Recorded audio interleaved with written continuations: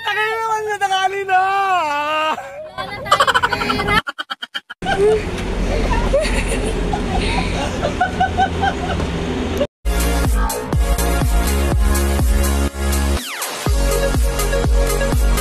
Yan mga katisyo, papunta tayo ng Pilipinas. Hindi alam na kasama ko to. Surprise na naman to! Baka nyo mga katisyo!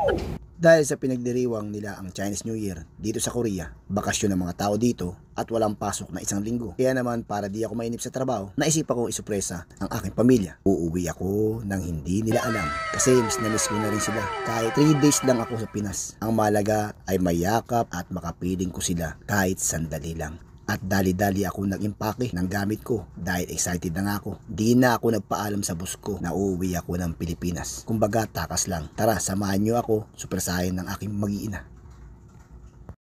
Ayan mga katisyo, nakasakay na tayo ng AirAsia. Walang kalam-alam mga aking mga magulang, aking kapatid, ang aking asawa at anak na uuwi tayo ng Pilipinas. Surprise na naman tayo mga katisyo! Yes! Ito, iyakan na naman portion to. Abangan nyo mga katisyo.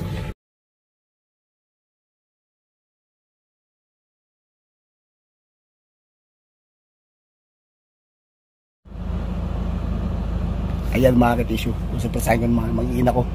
Hindi na alam nasa unahan ako ng sasakyan eh. Ayan na, lalabas sila. Ayan mga katisyo, nasa McDo sila.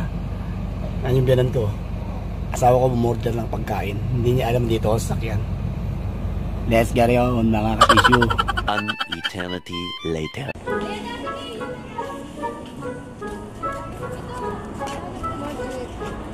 Baho talaga.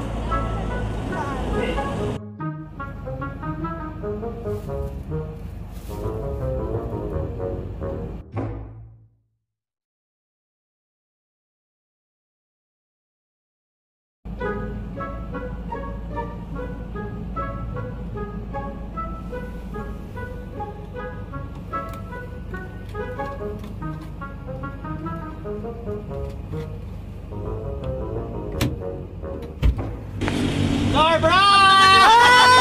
Ang tagal naman na tangali na!